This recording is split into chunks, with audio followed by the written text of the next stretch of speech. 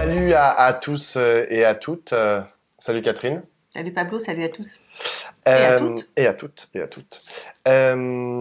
Aujourd'hui on pouvait pas y couper et d'ailleurs c'est important qu'on en parle. Mais toute la semaine à gauche, d'ailleurs dans tous les partis on a parlé que de ça. On a parlé donc de violences sexistes et sexuelles, des violences faites aux femmes. Tout ça est parti de ce qui s'est passé autour d'Adrien Quatennens après l'article dans le Canard enchaîné qui révélait que sa femme Céline Quatennens avait déposé une main courante pour des faits de violence, ensuite que lui a raconté dans un communiqué. Des faits de violence, c'était une gifle, il a essayé de prendre son portable et il l'a saisi au poignet, enfin c'est ce que lui raconte dans son communiqué. Et ensuite, bon, il y a eu il y a d'autres choses en fait qui se sont agrégées autour de ce qui s'est passé avec Adrien Quatennens, notamment une mise en accusation relative de la part de Sandrine Rousseau sur un plateau de télé de Julien Bayou, donc le patron des Verts. Il y a eu dans un article de Mediapart, il y a ce qui s'est passé, il y a les mentions de signalements qui ont été faits au Parti communiste et à la France insoumise où il est maintenant, à l'encontre de Thomas Porte, qui est député de Seine-Saint-Denis. Donc il y a plein de choses qui sont en train de se passer. Comment, toi, d'abord, première question, comment toi tu analyses cette séquence entre guillemets, de quoi elle est le nom, de quoi qu'est-ce que ça raconte en fait, à la fois de notre espace politique et peut-être aussi de la politique en général? Ah bah moi j'ai l'impression que on continue la nouvelle vague féministe qui est née avec MeToo, mais qui ne cesse de déployer ses effets dans tous les domaines de la vie sociale. Et que là, bah, ça atteint le monde politique. Ça a presque commencé par là avec l'affaire Strauss-Kahn. C'était un petit peu avant MeToo, mais c'était déjà en fait MeToo. Ça a quand même à voir avec les hommes de pouvoir, puisqu'en fait l'affaire Weinstein, c'était quand même un homme de pouvoir dans Hollywood qui exerçait son pouvoir sur les femmes. Et ça s'est généralisé sur l'ensemble d'un système de prédation à l'égard des femmes. Et là, ça touche le monde politique avec retard, mais de façon extrêmement violente. Et pourquoi violente? Probablement parce que la vague a grossi. C'est-à-dire qu'en fait, des féministes, des groupes se sont constitués, de la parole s'est construite, de la réflexion s'est accumulée. Et la France insoumise est particulièrement touchée par cela parce que je crois que se rencontrent à l'intérieur de la France insoumise deux cultures qui ne se sont pas encore mixées. Une culture, je dirais, issue du mouvement ouvrier, d'une certaine idée de la transformation qui est assez viriliste et dans lequel la fidélité au parti est extrêmement importante. Et puis, la France insoumise a accueilli en discours et en fait, c'est-à-dire des féministes qui ont parlé et qui ont fait de discours féministes la doxa de la France insoumise, mais beaucoup de féministes sont maintenant proches, disent proches ou sont proches de la France insoumise, mais elles ont comme première loyauté le combat féministe. C'est ça qui les a fait arriver à la France insoumise, s'engager en politique, sortir du champ associatif, etc. Et donc, elles y vont pas avec le dos de la cuillère. Et donc, il y a ces deux cultures qui se sont pas encore rassemblées et qui se heurtent durement.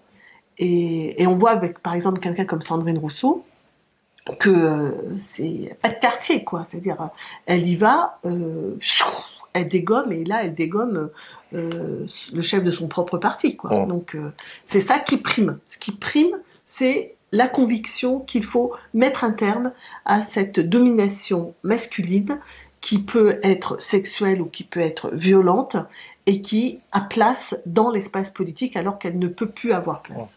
Ouais, deux petites réflexions. D'abord, rappeler que ces questions de domination des femmes par les hommes, ces questions de violence en fait entre les hommes, enfin des hommes sur les femmes, ça traverse toute la société. Et que là, on parle spécifiquement en fait de la politique, c'est-à-dire d'endroits où se concentre une certaine forme de pouvoir. Tout à l'heure, tu as mis ça en parallèle avec Weinstein ou avec Dominique Strauss-Kahn, mais la différence avec là les affaires entre guillemets qu'on traite depuis le début de la semaine, c'est que Dominique Strauss-Kahn ou Weinstein, etc., utilisaient leur statut de pouvoir pour asseoir des dominations sur les femmes. Là, avec Adrien Quatennens, avec Julien Bayou ou avec Thomas Porte, en fait, on est dans un cadre qui est privé, qui est intime. Donc, et donc le lien, je pense qu'il existe ce lien entre le fait que ce sont des hommes de pouvoir et la façon dont ils envisagent leur relation avec les femmes. Mais il n'est pas évident. Il n'est pas aussi évident qu'avec Dominique Strauss-Kahn. On n'est pas dans, c'est pas du tout les mêmes faits. Hein. La gravité des faits n'est pas du tout la même. Mais on n'est pas du tout dans les mêmes mécanismes. Et c'est ça aussi qui fait énormément réfléchir. C'est cette percolation finalement entre l'intime et le politique. Alors les féministes le disent, le revendiquent, et elles ont tout à fait à raison de dire mais l'intime, le privé est éminemment politique. Alors tout à fait à raison, ça fait partie du débat. C'est-à-dire qu'en fait, il y a quand même l'idée qu'il y a une séparation entre le privé et le politique qui nous prémunit aussi de l'entrée de l'État dans nos vies privées. Donc, je veux dire, cette idée que le privé est politique ne veut pas dire que tout le privé devient public et politique. Donc, je pense quand même que ça fait partie du sujet, c'est-à-dire comment comprendre le privé et politique. C'est-à-dire que tu as bien raison de dire que ce n'est pas de même nature, puisque ce sont des actes qui relèvent de la sphère privée, et est-ce qu'ils doivent rester dans la sphère privée ? C'est plutôt ça la question. C'est tout l'enjeu. Voilà. Moi, personnellement, ce que je pense, c'est que on est dans un moment de mise en cause de pratiques extrêmement ancrées qui sont la légitimation de alors soit des pratiques de drague, ça c'était plutôt on va dire la séquence avant l'été, même si Thomas Porte nous rappelle un peu cette séquence, et la nouvelle séquence c'est les rapports violents conjugaux. Oui, alors bon, moi je pense que c'est pas que conjugal, c'est aussi, en fait, ça vient à la suite de ce qui s'est passé il y a 10 ou 15 ans, quand il y a eu l'interdiction de la fessée, par exemple, c'est-à-dire les rapports entre les parents et les enfants, donc intrafamiliaux, on va dire, plus que conjugaux. Et moi je crois que ça renvoie également, d'une façon plus générale, à la remise en cause de la violence. C'est-à-dire la violence dans les rapports entre les personnes.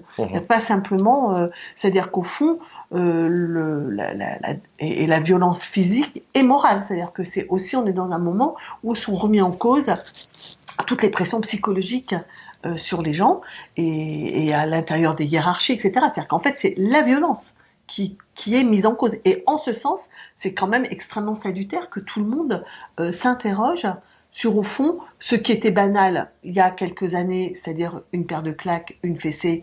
Aujourd'hui, je dis pas que ça existe plus, mais c'est quand même pas... moi, j'ai un ado, franchement, c'est compliqué, quoi. La gestion d'un adulte avec un ado, bon, bah, tu te sens pas très bien quand tu as envie d'en coller une. Ça devient plus un truc légitime, quoi. Donc, ce que je veux dire, c'est que cette question-là, elle excède et elle nous interroge tous sur la place de la violence dans les rapports entre nous, entre individus, et peut-être même sur la place de la violence en politique. C'est-à-dire que je pense que ça dépasse le sujet, et que donc l'intimidation, la violence, le rapport de force comme mode politique, je pense que ça, c'est une question qui est très interrogée par les féministes, et qui se trouve là se cristalliser sur des personnes, mais ça l'excède. Alors après, il y a aussi la question de comment est-ce que les partis politiques ou les mouvements politiques réagissent en fait à Mm. ce genre de stimuli, à ce genre de questionnement, à ce genre de problèmes auxquels ils sont confrontés. Tout à l'heure, tu as parlé de la France insoumise et des deux cultures finalement, l'une plutôt viriliste, l'une plutôt féministe, qui s'affrontent. Euh, et en fait, il y a aussi, et parce que on en parle beaucoup cette semaine, on parle beaucoup de la mise en place, ou d'ailleurs dans tous les partis maintenant, il existe des comités de suivi des violences sexistes et sexuelles, des comités d'écoute, etc. Et en fait, on voit bien les limites en fait de ce type de structure, puisque elles n'arrivent pas ni à endiguer les problèmes, ni à les résoudre. Et quand là, en l'occurrence, avec les trois exemples qu'on a cités et qu'on a affleuré cette semaine, enfin qui ont été donnés à connaître au grand public, on voit bien que ce genre de comités, Théodule, sont totalement inefficaces. Bah, d'abord, elles ont un problème, c'est que comme elles sont internes au parti, ça donne cette conflit de loyauté. C'est-à-dire avec qui quand ce sont des responsables des cadres du parti, voire les premiers d'entre eux, hein, c'est ça qui fait que c'est très très haut dans la réflexion, c'est que Bayou et Katena sont les premiers dirigeants de leurs organisations. Donc, du coup, il y a ce conflit de loyauté entre je suis membre, je veux pas nuire à mon parti, je suis engagé de ce côté, et en même temps, je ne veux pas tolérer, je ne veux pas accepter. Donc, moi, je pense qu'il y a un problème du fait que ces organismes soient internes au parti. Il y a cette idée là de faire un peu comme la haute autorité qui contrôle les revenus des dirigeants politiques et qui s'assure qu'ils s'en mettent pas dans les poches. Peut-être qu'il y a quelque chose qui soit plus transpartisan, qui soit au-delà des partis, qui pourrait. Mais par ailleurs, je trouve quand même que ça a été un moment, je ne sais pas comment il peut évoluer, mais ça a été un moment qui a affirmé euh, une exigence au-delà de la question légale. C'est-à-dire, dans notre formation politique, nous ne voulons pas que des personnes qui ont des pratiques qui ne sont pas forcément, qui les emmèneraient pas en prison, hein, mais qui manifestent une culture que nous ne reconnaissons pas ou que nous ne voulons plus faire nôtre, ces personnes-là n'aient pas de mandat politique, électif, etc. Donc, Est-ce que tu utiliserais le terme exemplaire? Il y a un devoir d'exemplarité pour les hommes et les femmes politiques, notamment lorsqu'ils sont de gauche. moi, je pense que c'est un problème de cohérence.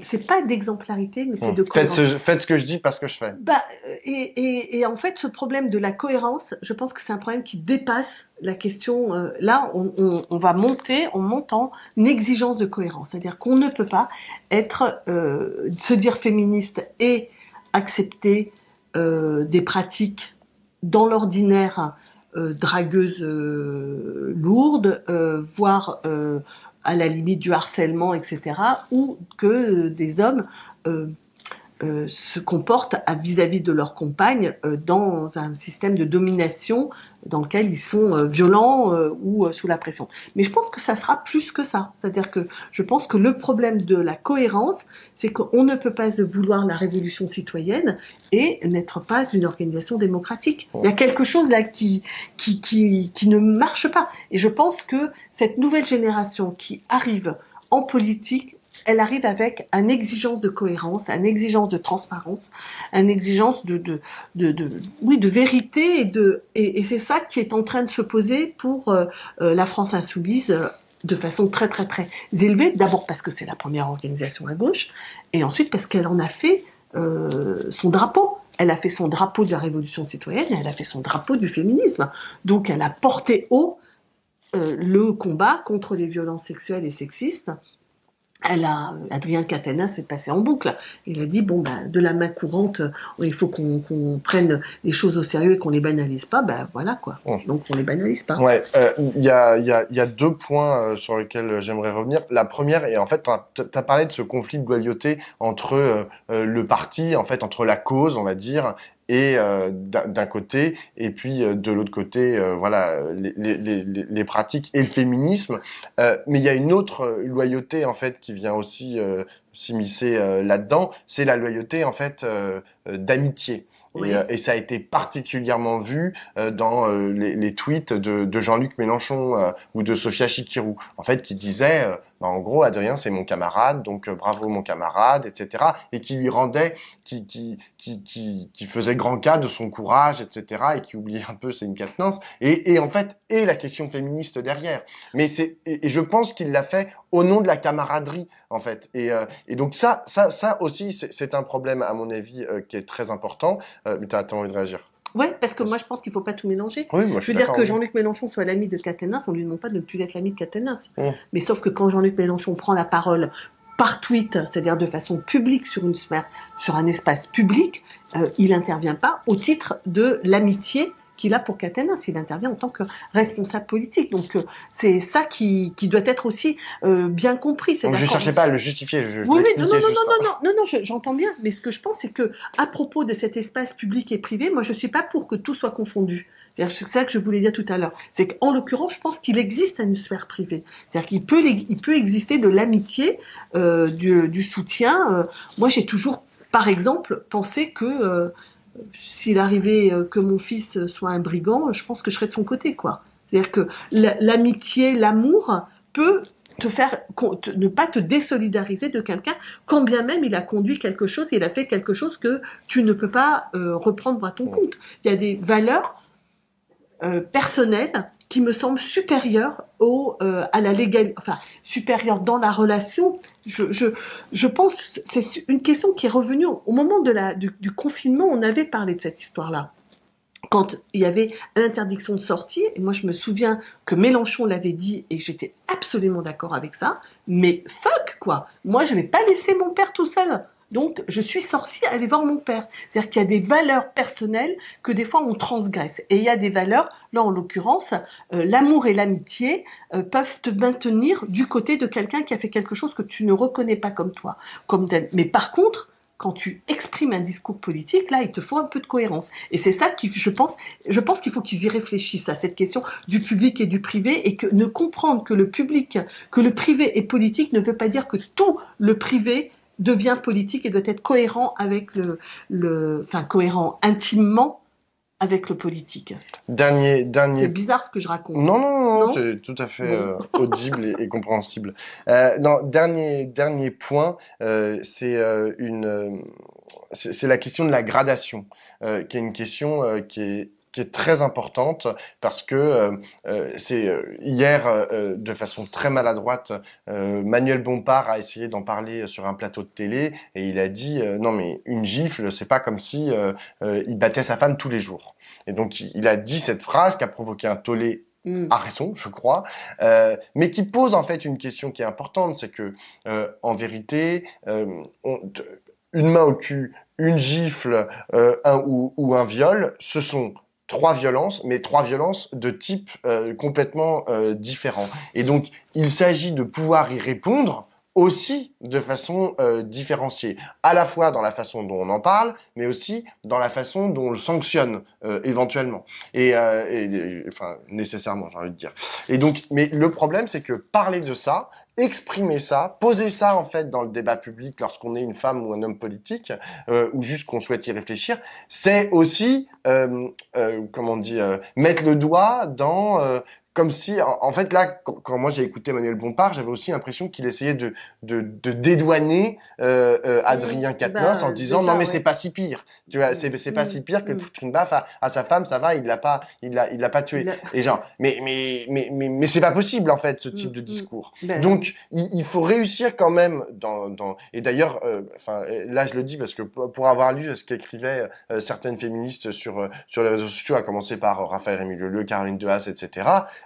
Elles en parlent, pardon, elles en parlent très bien. Je veux dire, elles font, elles mettent ça, elles ne mettent pas au même niveau toutes les violences qui sont faites aux femmes.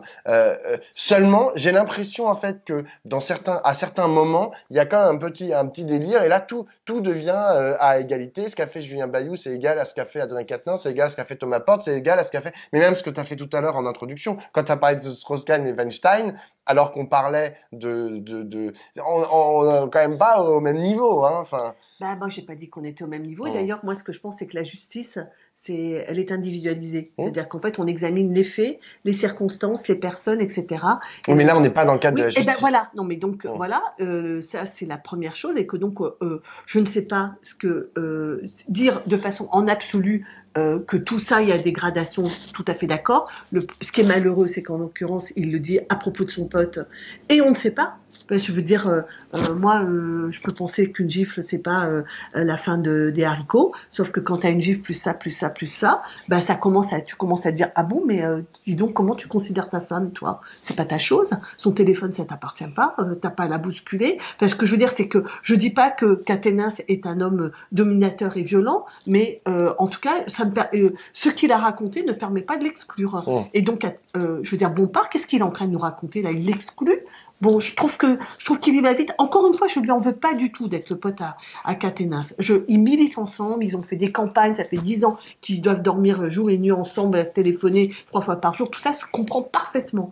Mais là, il va trop vite en besogne. C'est-à-dire que il y a un devoir de cohérence et il y a un devoir de réflexion politique. Ce qui n'a pas été fait, ils ont cru avaler d'une certaine manière le discours féministe comme ça, c'est-à-dire en se disant, moi ça me fait rigoler quoi, que tous les partis de gauche se déclarent écologistes, féministes, je sais pas quoi, social, démocratiques et tout, enfin tous les noms là qui viennent. Non mais c'est un peu plus sérieux que ça les gars.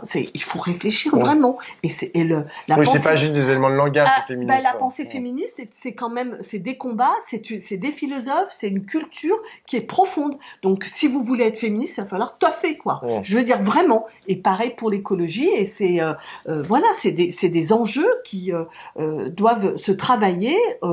Et je leur en veux pas, encore une fois, de ne pas être à ce niveau-là. Ce que je pense, c'est qu'il faut qu'ils prennent la mesure qu'ils n'y sont pas. Hum. Voilà. Bah, ça, je pense que on est en train de leur faire collectivement, en fait, on est en train de leur faire comprendre que, ben, ils sont pas du tout au point. Bon Et bah, la démocratie, c'est pareil, hein. La pensée démocratique. oui, Hein, il ça suffit c'est. pas de se dire, voilà, Hum. démocrate pour l'être. Je pense que ça, pour moi, c'est un des autres enjeux extrêmement importants. Mais qui est lié d'ailleurs, hein. Ah ben moi je le Parce que pense, là, c'est pour ça que j'en parle. un des problèmes qu'ils ont aussi, qui est là, qui est spécifique à la France insoumise, c'est que comme il n'y a pas vraiment de statut, il y a pas vraiment de, il y a pas vraiment de, on ne sait pas vraiment ce que font les uns et les autres, on ne sait pas comment sont prises les décisions. On nous dit bon bah c'est bon, il a été retiré du poste de coordinateur national dont on découvre son existence. On apprend, hier j'étais sur un plateau de télé et on me dit, mais du coup il est plus coordinateur national, mais Jean-Luc Mélenchon il fait quoi à la France Insoumise? C'est quoi son titre? Je dis, ah, il n'y a pas de titre, enfin, je veux dire, mais il est quand même là. C'est lui, la France Insoumise, en fait, Mm. de part de vers ses prises de parole et Oui, de position. Donc ça aussi, c'est un problème, en fait. Parce que du coup, tous les processus qui sont si importants, en fait, lorsqu'on parle de violences sexistes et sexuelles, tous ces processus pourraient, entre guillemets, apporter des débuts de solution, en fait, aux problèmes qui affleurent. Mais le problème, c'est qu'ils n'existent pas, ces processus, puisque précisément, c'est un mouvement gazeux qui alors s'affranchit des processus. en effet, quand on parle de la démocratie, on peut penser que c'est un mode de régulation et d'arbitrage. Et moi, ce que je pense, c'est que c'est aussi un mode de limitation de la violence. C'est-à-dire que je ne reconnais pas la culture du rapport de force. Vraiment, c'est-à-dire que je pense et que c'est une culture enfin, je veux dire, qui est très très profonde. On est issu quand même d'histoires qui ont été des histoires violentes, qui ont pratiqué la violence, qui continuent de l'avoir. Et moi, je pense que on doit s'en départir, et que c'est pour ça que je pense que de s'imprégner d'une culture démocratique, c'est l'étage d'après dans la fusée féministe. Hmm. Alors après, il y a la question on n'a pas abordé, mais la question de la temporalité, en fait, c'est, est-ce qu'on a le Bah, temps? Non, mais est-ce qu'on a le bah, temps, en fait? Est-ce qu'on va laisser c'est la vie. encore les femmes bah, c'est la vie, Non, c'est est-ce qu'on aussi va la laisser mort. quoi? Ben Non, non. non, mais c'est ça le problème, c'est que, en fait, Non, ce que je veux là, dire quand tu si sais. tu dis on inscrit ça dans une réflexion, etc., il faut que les gens récupèrent ces codes, ces machins, ces philosophes. Ouais, on a le temps en fait. Est-ce que les femmes, elles ont 2 générations à se faire frapper avant que Non, bon, c'est non, bon, on trouve une non, j'ai pas solution? dit. C'est Non, ça. non. Non, mais c'est ça Ah qui est dur ben, en fait. c'est C'est dur. ça. Donc il faut être comment, d'une certaine manière, un peu intraitable sur le sujet, mais la révolution féministe, elle est devant nous, elle n'est pas faite dans les partis de gauche. Voilà, c'est ça et c'est ce temps-là dont je parle. Je parle pas du temps de l'action, de la tolérance, et je pense que là, on commence à atteindre un niveau où on ne tolère plus trop, et ça, c'est plutôt à la bonne heure. Et c'est tant mieux. Allez. À la semaine prochaine. Ciao.